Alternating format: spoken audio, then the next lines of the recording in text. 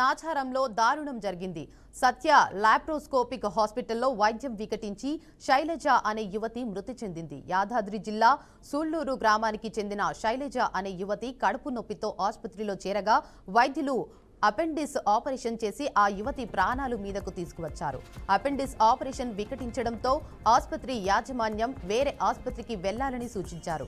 దాంతో యువతి కుటుంబ సభ్యులు సికింద్రాబాద్లోని ఓ ప్రైవేట్ ఆసుపత్రికి తీసుకెళ్లగా అక్కడ చికిత్స పొందుతూ శైలజ మృతి చెందింది. సత్య లాప్రోస్కోపిక్ యాజమాన్యం నిర్లక్ష్యం వల్లే తమ అమ్మాయి మృతి చెందిందని ఆగ్రహం వ్యక్తం చేస్తూ మృతురాలి బంధువులు ఆసుపత్రి ముందు ఆందోళన చేపట్టారు. తమ అమ్మాయి మృతికి కారణమైన ఆసుపత్రిని సీజ్ చేసి డాక్టర్పై క్రిమినల్ చర్యలు తీసుకోవాలని డిమాండ్ చేశారు.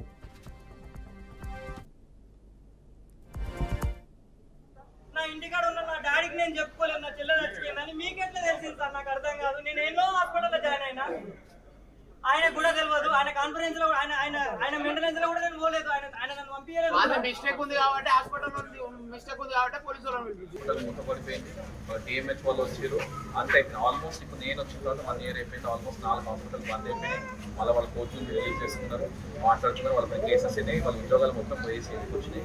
అవి అయిపోతాయి. నేను చెప్పేది మేము చేయాల్సిన లీగల్ ఆబ్లిగేషన్స్ ఏమున్నాయో మేము తప్పని పరిస్థితి మేము అవి ఒబే చేసినాం. మాకు రిటైర్లో కంప్లైంట్ ఇచ్చి ఆ కంప్లైంట్ తీసుకున్నాం. District medical health officers letter కొట్టినాం. వాళ్ళు వచ్చారు, మొత్తం లీగల్ టీం వచ్చింది, హెల్త్ డిపార్ట్మెంట్ వచ్చింది. నా ఇంటికాడ ఉన్న నా డాడీకి నేను చెప్పుకోలేదు నా చెల్లెలు చచ్చిపోయిందని. మీకెట్లా తెలిసింది సార్? నాకు అర్థం కాదు.